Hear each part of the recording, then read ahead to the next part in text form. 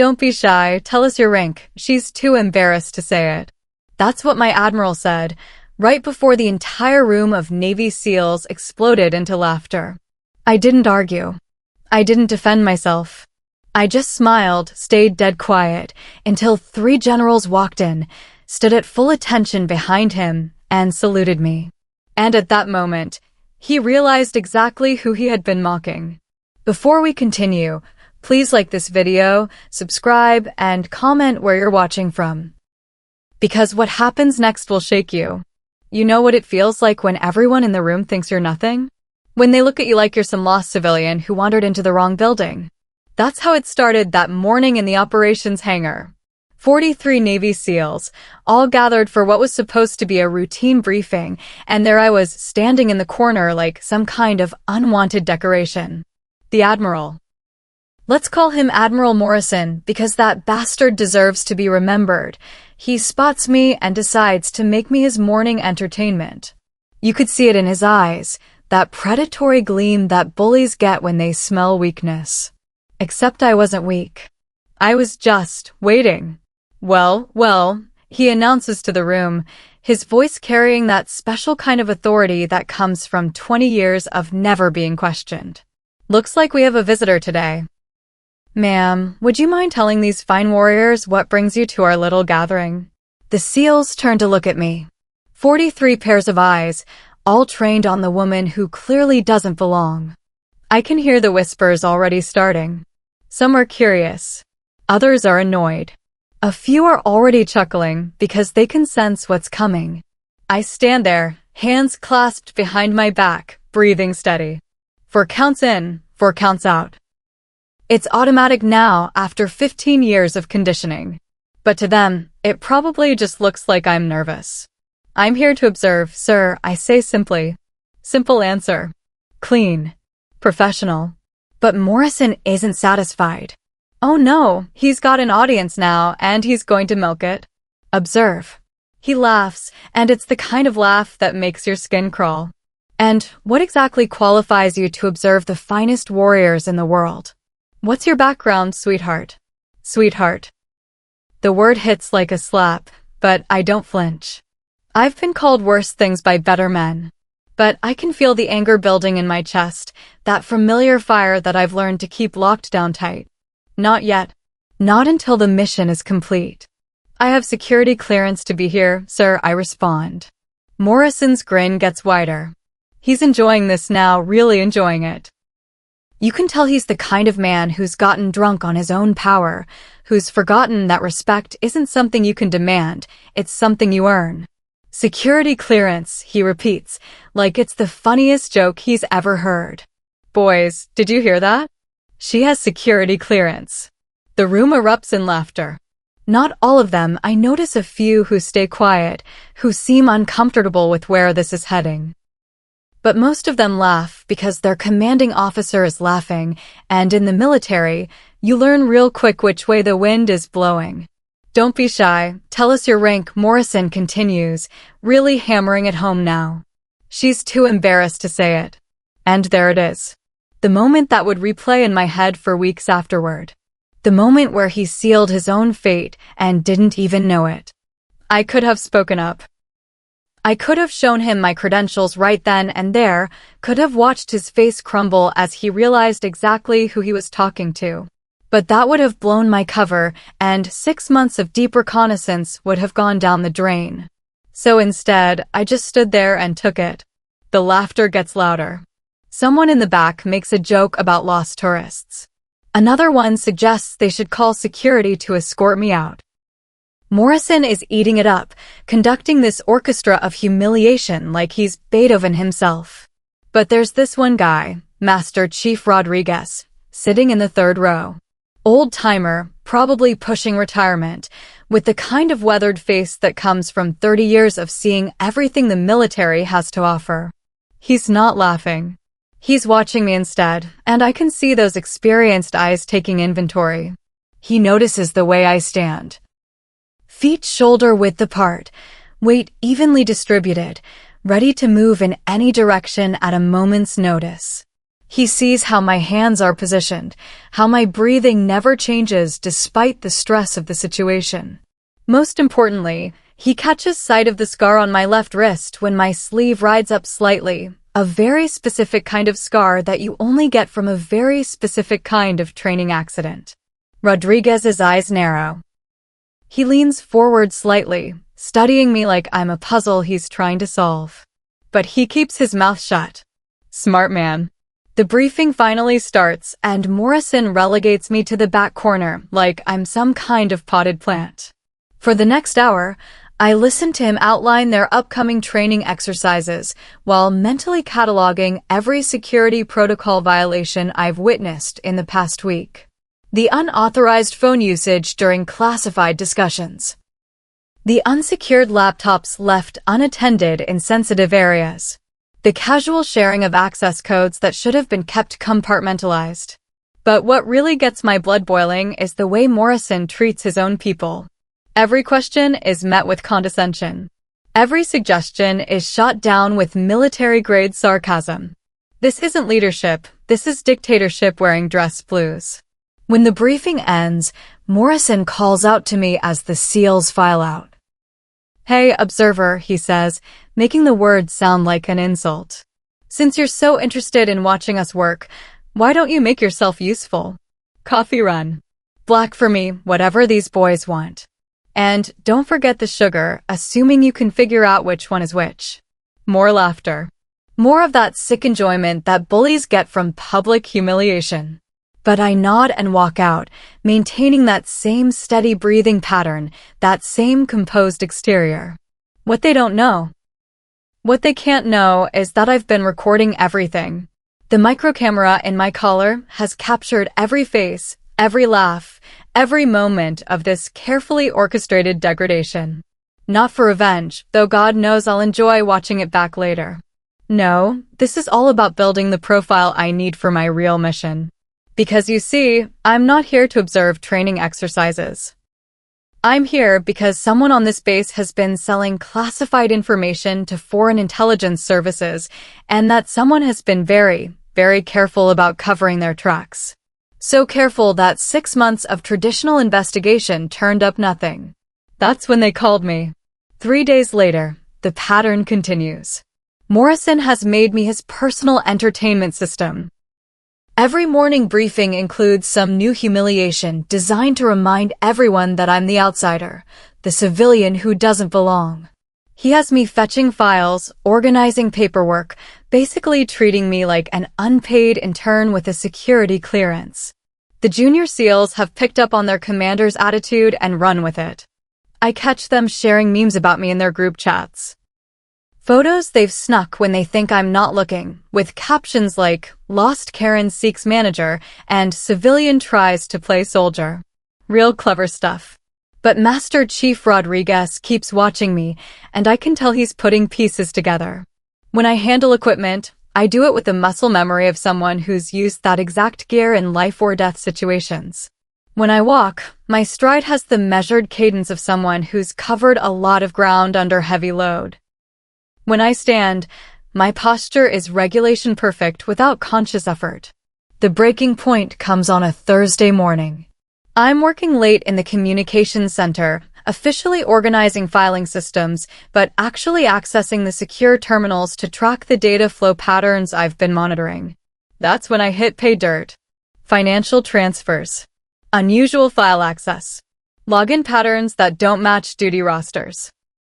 Someone has been very busy and very sloppy, and I've finally got the digital footprints I need to prove it. I'm photographing the screen when I hear footsteps behind me. What the hell do you think you're doing? Lieutenant Commander Hayes, one of Morrison's golden boys. He's standing in the doorway with 2 other SEALs, and from the look on his face, he thinks he's just caught a spy red-handed. Which, ironically, he has. Just not the kind he thinks. I'm organizing the filing systems as ordered, I say calmly, palming my phone. Bullshit, Hayes snaps.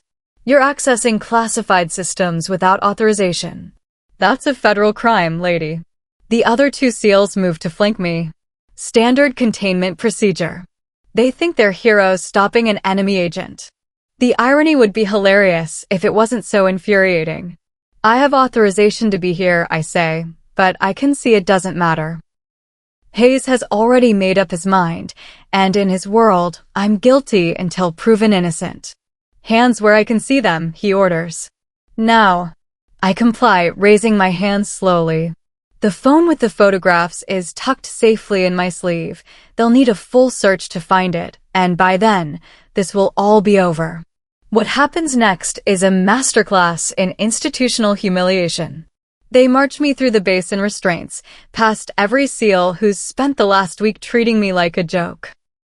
The whispers follow us all the way to the detention facility. The lost civilian finally showed her true colors. The wannabe spy got caught playing games. Morrison shows up 20 minutes later, and the satisfaction on his face is nauseating. Well, he says, settling into the chair across from me. Turns out our little observer had some observing of her own to do. Corporate espionage? Foreign intelligence? Or just good old-fashioned curiosity? I don't answer. There's no point. In 4 hours, when I miss my scheduled check-in, protocols will activate automatically. Until then, I just have to endure whatever ego trip this bastard wants to take me on. You know what really pisses me off? Morrison continues, leaning back in his chair like he's got all the time in the world. It's the disrespect. I gave you the benefit of the doubt, let you hang around my people, and this is how you repay me? By trying to steal classified information. Still nothing from me. Just that steady breathing pattern that Master Chief Rodriguez noticed, that 4-count rhythm that's kept me alive through worse situations than this. The strong, silent type, huh? Morrison laughs. That's fine. We've got time. And federal investigators are very thorough when it comes to espionage cases. He doesn't know it yet, but his time just ran out. Somewhere in the Pentagon, computers are already flagging my missed check-in. Somewhere in Virginia, a response team is spinning up helicopters and reviewing classified personnel files. Somewhere in Washington, people with more stars on their uniforms than Morrison will ever see are making phone calls that will end careers. But Morrison keeps talking, digging his hole deeper with every word. You want to know what's really pathetic, he says, standing up and pacing now. You actually thought you could fool us. Actual warriors. Men who've been downrange, who've bled for this country. And you thought we wouldn't notice some civilian playing dress-up. That's when Hayes comes back in, holding my phone. Sir, we found this hidden in her sleeve. She was definitely photographing classified material. Morrison takes the phone, scrolling through my photos with growing anger. Financial records, he mutters. Access logs. Personnel files. He looks up at me with pure hatred. What foreign government are you working for? Chinese? Russian? Or just whoever pays the best? I almost laugh. Almost. Because if he actually looked at those photos, really looked at them, he'd see his own name scattered throughout the financial irregularities. He'd see the pattern of illegal transfers that funded his brand new boat and his wife's sudden shopping sprees. He'd realize that I wasn't stealing information, I was gathering evidence. But Morrison's too blinded by his own arrogance to see the truth. He's so convinced of his own importance, so drunk on his own power, that he can't imagine anyone actually investigating him. That's when my sleeve tears. It's a small thing, really. Hayes grabbed my arm a little too roughly when they brought me in, and the fabric finally gives way under the stress. Just a 2-inch tear along the seam. But it's enough to expose the patch underneath. For a moment, nobody moves. Hayes stares at my arm like he's seeing a ghost. Morrison's face goes through about 6 different expressions in the span of 2 seconds. Even the guards by the door lean in to get a better look. Because what they're seeing doesn't make sense. Can't make sense. The patch is small, maybe 2 inches across. Most of it is black, with just a few letters visible in subdued gold thread. But those letters are enough to turn this entire situation upside down. What the hell? Morrison breathes. Hayes reaches for a scanner, his hands shaking slightly. He runs it over my arm, and suddenly every computer in the room starts flashing red warning messages. Classified personnel file. Special access required. Active operations, no inquiries. The room falls silent except for the sound of my breathing. 4 counts in, 4 counts out. Steady as a metronome. Morrison grabs the scanner himself, like maybe Hayes made a mistake. But the display doesn't change. If anything, more warning messages appear. Security alert. Unauthorized access attempt. Immediate supervision required. That's when we hear the helicopters. 3 of them, from the sound of it. Coming in fast and low, the kind of approach you use when time is more important than stealth. Morrison runs to the window, and I can see his face go pale when he spots the aircraft, unmarked blackbirds with the kind of escort pattern that means very important people are on board. "Sir," Hayes says quietly, staring at his scanner like it might bite him. "Sir, I think we made a mistake." Morrison spins around, and for the first time since I've known him, he looks genuinely scared. "What kind of mistake?" Before Hayes can answer, the door opens and 3 figures walk in. 3 generals, their dress uniforms pristine despite the helicopter ride, their faces carved from stone and decades of impossible decisions. I recognize the one in the middle immediately. General Patricia Hawkins, my direct supervisor and one of the most decorated officers in the history of Special Operations Command. The other 2 I know by reputation, General Marcus Stone from Defense Intelligence and General Sarah Chen from Cyber Command. They walk past Morrison like he doesn't exist. They ignore Hayes completely. They stop in front of me and in perfect unison, they salute. The silence in that room is deafening. I return the salute, and when I speak, my voice carries an authority that makes everyone in the room snap to attention without thinking about it. "General Hawkins," I say. "Thank you for coming." "Colonel," she replies, and I swear I can hear Morrison's jaw hit the floor. "We came as soon as you missed check-in. Are you compromised?" "Negative. Mission complete. Target acquired." I stand up slowly, and suddenly I'm not the lost civilian anymore. I'm not the joke or the outsider or the wannabe spy. I'm exactly who I've always been, a colonel in the United States Army with 15 years of classified operations under my belt and a mission success rate that borders on the supernatural.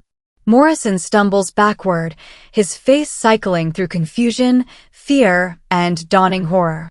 I don't understand," he stammers. "She's a civilian. She doesn't have rank. She..." Admiral Morrison, General Stone interrupts, his voice cutting through Morrison's protests like a blade. "You are hereby relieved of command pending a full investigation into security breaches at this facility." I pull out my phone, the same one Hayes thought contained stolen secrets, and scroll to the financial analysis I've been building for 6 months. Unauthorized access to classified systems, I begin, reading from my notes. Illegal transfer of funds from discretionary accounts. Falsified personnel records. Sale of operational intelligence to foreign contacts.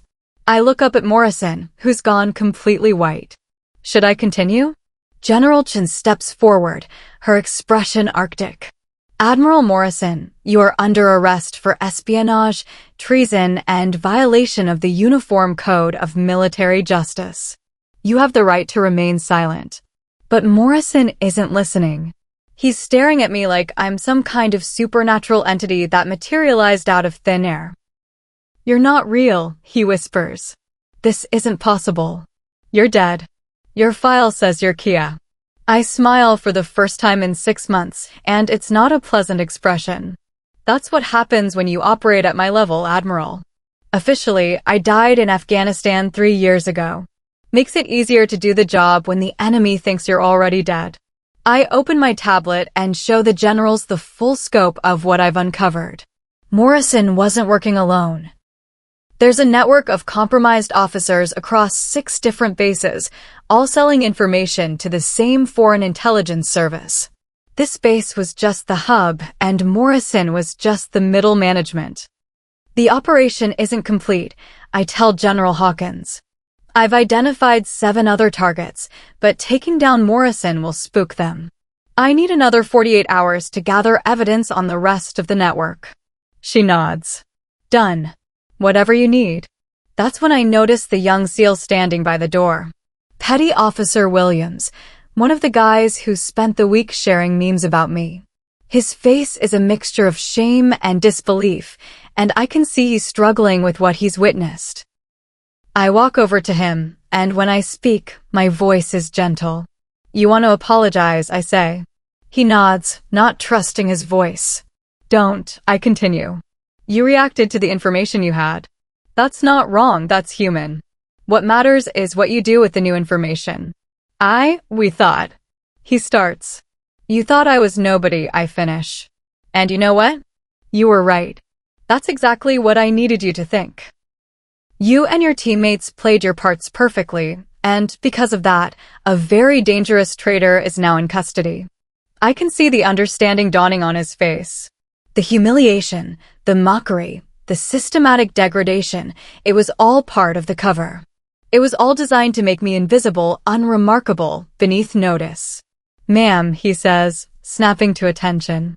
Colonel, it was an honor to serve with you, even unknowingly. I return his salute with genuine respect. These are good men, led by bad leadership. They deserve better. As Morrison is led away in restraints, he stops in front of me one last time. How long have you been watching me? He asks. 6 months, 2 weeks, and 4 days, I reply. Every transaction, every meeting, every breach of security.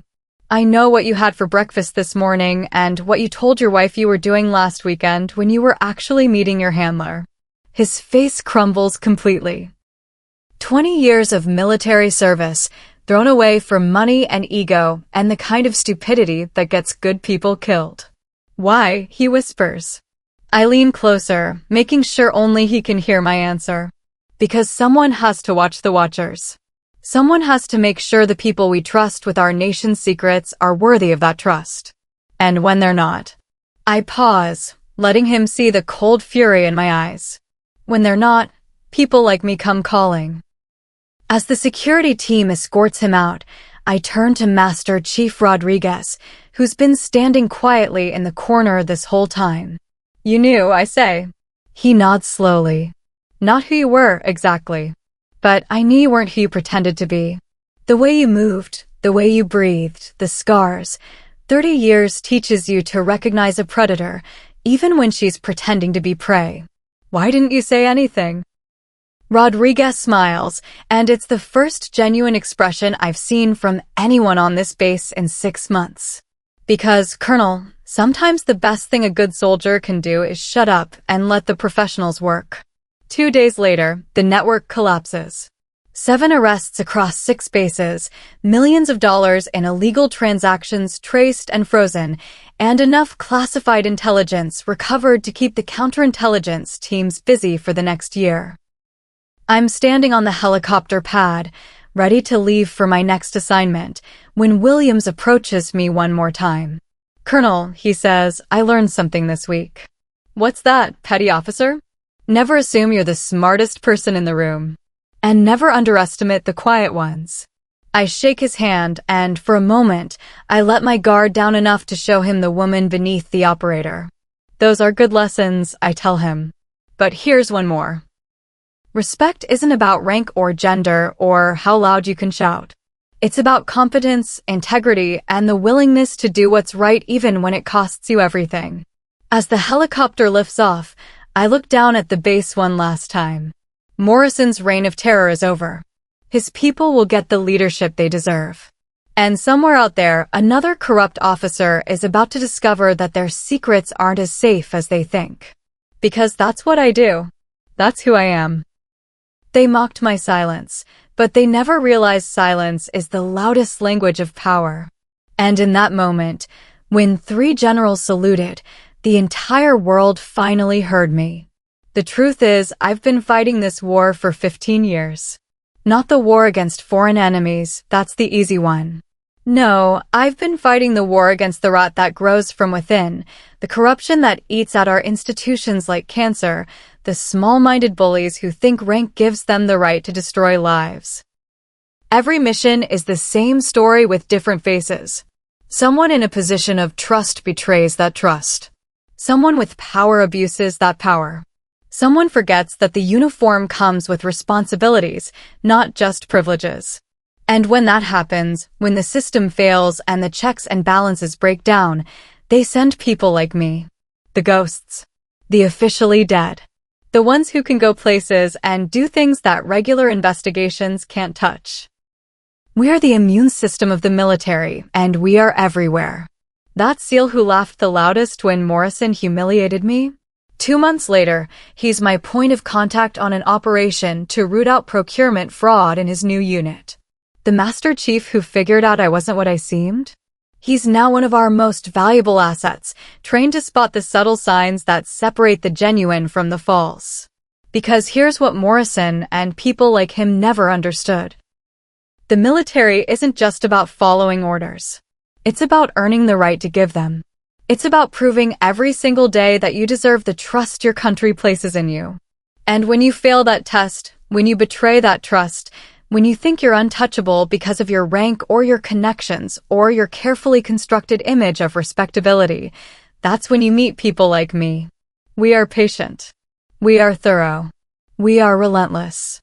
And we never, ever forget. The helicopter banks toward the horizon, carrying me toward my next assignment, my next cover identity, my next chance to prove that justice isn't dead. It's just very, very quiet. But when it finally speaks, the whole world listens. They called me nobody. They were wrong. I am somebody they never want to meet. And the beautiful, terrible truth is this. There are more of us out there than they know. We are the bartenders who remember too much. We are the janitors who clean up after midnight meetings. We are the clerks who file the reports and the technicians who maintain the systems and the drivers who overhear the conversations. We are everywhere, and we are watching, and we are waiting. Because someone has to guard the guardians. Someone has to watch the watchers. Someone has to ensure that the price of freedom isn't paid by the innocent while the guilty profit from their sacrifice. That someone is us. That someone is me. And we are never as powerless as we appear.